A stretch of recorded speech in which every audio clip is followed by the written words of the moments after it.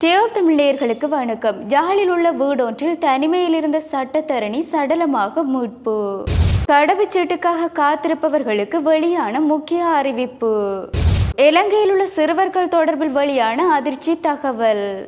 யாழ்ப்பாணம் திருநெல்வேலி பகுதியில் அமைந்துள்ள வீடொன்றில் இருந்து சட்டத்தரணி ஒருவருடைய சடலம் மீட்கப்பட்டுள்ள சம்பவம் அப்பகுதியில் பரபரப்பையும் அதிர்ச்சியையும் ஏற்படுத்தியுள்ளது.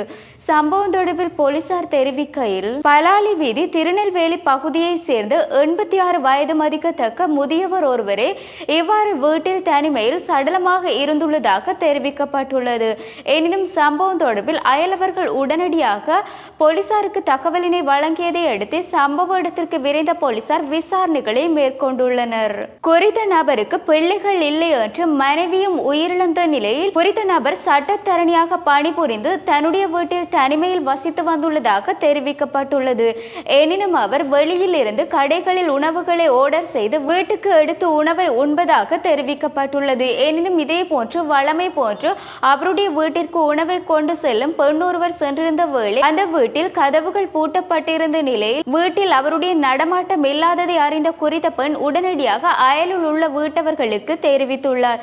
எனினும் அயலவர்களின் உதவியுடன் வீட்டிற்குள் புகுந்து பார்த்த வேளையே குறித்த சட்டத்தரணி சடலமாக கிடந்துள்ளார். இதன் பின்னதாக காவல்துறையினருக்கு தெரியப்படுத்தியதை அடுத்து விரைந்து செயற்பட்ட காவல்துறையினர் குறித்த நபருடைய சடலத்தினை மீட்டு யாழ் போதனா வைத்தியசாலைக்கு கொண்டு செல்லப்பட்ட பின்னதாக திடீர் மரண விசாரணை அதிகாரி நமசிவாய பிரேம்குமார் மேற்கொண்டதன் பின்னதாக மேலும் பிரேத பரிசோதனைகளின் பின்னதாக சடலம் உறவினர் கையில் ஒப்படைக்கப்படும் என்றும் வைத்திய வட்டாரங்கள் தெரிவித்துள்ளன. எனினும் இந்த சம்பவம் தொடர்பில் போலீசார் மேலதிக விசாரணைகளை மேற்கொண்டு வருகின்றமையும் குறிப்பிடத்தக்கது. எதிர்வரும் அக்டோபர் 20 வரைக்கும் மிகவும் அத்தியாவசியமான தேவை உடையவர்களுக்கு மாத்திரம் கடவுச்சீட்டினை பெற வருமாறு பொது பாதுகாப்பு அமைச்சர் திறன் அலெக்ஸ் தெரிவித்துள்ளார். அக்டோபர் 20 முன்னதாக இலத்திரனியர் கடவுச்சீட்டு டெண்டரை வாங்கிய நிறுவனத்திடமிருந்து ஒரு தொகை கடவுச்சீட்டுகளை பெற முடியும் என்றும் எனினும் வழக்கம் போன்ற கடவுச்சீட்டுகளை அச்சிட முடியும் என்றும் அவர் மேலும் கூறியுள்ளார். மேலும் எஞ்சியுள்ள கடவுச்சீட்டுகள் தொடர்பில் குடிவரவு திணைக்களத்தை சூழவுள்ள நிலைமைகள் தொடர்பிலும் பொது பாதுகாப்பு அமைச்சு ஊடகவியலாளர் சந்திப்பின் போது விரிவாக கூறியுள்ளார். குடிவரவு மற்றும் குடியகழ்வு திணைக்களம் 2003 ஆண்டிலிருந்து முதல் 20 வருடத்திற்கு 11 மில்லியன் வெற்று கடவுச்சீட்டுகளை வழங்கியுள்ளது.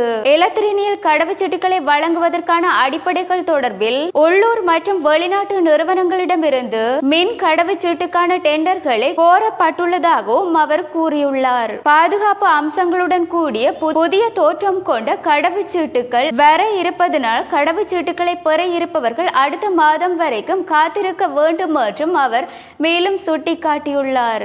நாட்டில் சுமார் 16,000 குழந்தைகள் ஊட்டச்சத்து குறைபாட்டினால் பாதிக்கப்பட்டுள்ளதாக அதிர்ச்சி தகவல் ஒன்று வெளியாகியுள்ளது. இதேவேளை இலங்கையில் வாழும் குடும்பங்களில் 4-1 பகுதியினர் அயலவர்களின் உணவு மூலம் வாழ்வதாகவும் இந்த விடயம் குழந்தைகளின் போசாக்கின்மையை ஆராய்வதற்காக விடுவிக்கப்பட்ட நாடாளுமன்ற விசேட குழுவினரே இந்த அறிக்கையினை வெளிப்படுத்தியுள்ளனர். உயரம் குறைதல், பலவீனம் அடைதல், நிறை குறைதல், நுண் போசா குறைபாடு போன்ற 4 விடயங்களின் ஊடாக சிறுவர்களுக்கு போசாக்கு குறைபாடு ஏற்படுவதாக தெரிவிக்கப்பட்டுள்ளது. ஆகவே இது தொடர்பாக முன்பள்ளியில் வழங்கப்படுகின்ற உணவுகள் தொடர்பிலும் சிறுவர்களுக்கு வழங்கப்படுகின்ற உணவுகள் தொடர்பிலும் பாடசாலைகளில் வழங்கப்படுகின்ற உணவுகள் தொடர்பிலும் சிற்றுண்டி சாலைகளில் வழங்கப்படுகின்ற உணவுகள் தொடர்பிலும் தரமான உணவுகளா என்று கண்காணிக்க உள்ளதாகவும் தெரிவிக்கப்பட்டுள்ளது. இவ்வாறு எங்களுடைய செய்திகளை அறிவதற்கு www.tamil24.com எனும் இணையதளத்தினூடாக பிரவேசியுங்கள். வணக்கம்.